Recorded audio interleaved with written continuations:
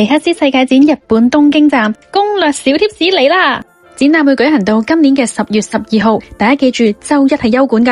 展覽嘅位置呢就係東京豐洲，最近嘅地鐵站就係市場前站，行過去大概5分鐘就到啦。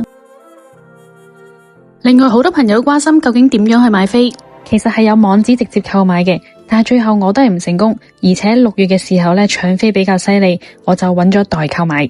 睇翻其實比原價都接近貴咗1倍，不過其實只要睇到貴啲都值得啦。不過啱啱見到售票網往後嘅日子都仲有得買，大家都可以自己試下先。溫馨小貼士，最後一個時間入場呢就係7點鐘，好多時候5點鐘打號入場嘅話都會平啲噶。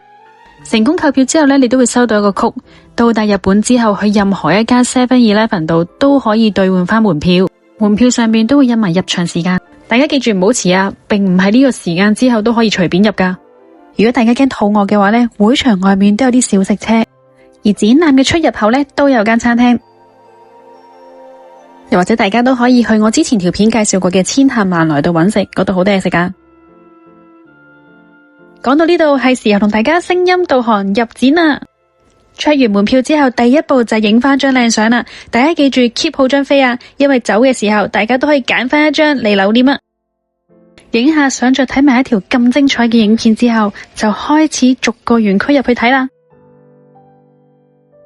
首先第一個見到嘅就係飛屋小子羅素迎接你啊！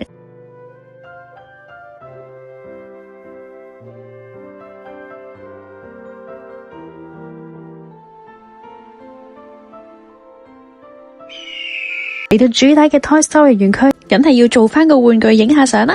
不過就算你一個人嚟探展都完全冇問題啊，因為每一個展區都有2至3個職員可以幫你影相噶。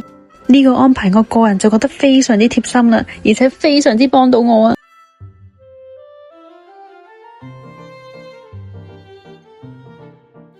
喺呢度每個展區嘅停留時間都無限時嘅，但係排隊影相嘅張數就有限嘅，始終人流太多就唔可以太誇張。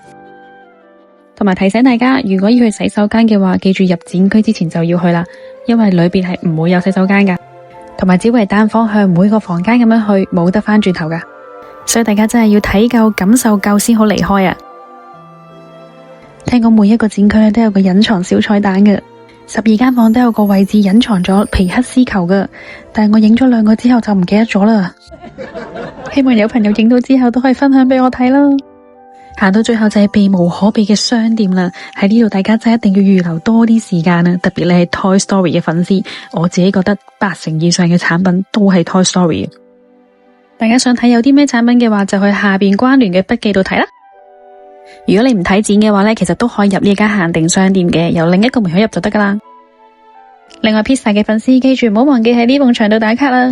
仲有啊，商店旁邊有好多畫都好靚好靚，但係佢唔可以影相，所以大家自己親自發掘啦。出咗展區之後，仲有呢個嘅限定汽水機啊，佢每一期嘅款式都有唔同噶，希望大家都抽到自己中意噶啦。今集嘅攻略唔知大家滿唔滿意呢？中意嘅話記住點讚同關注我啦。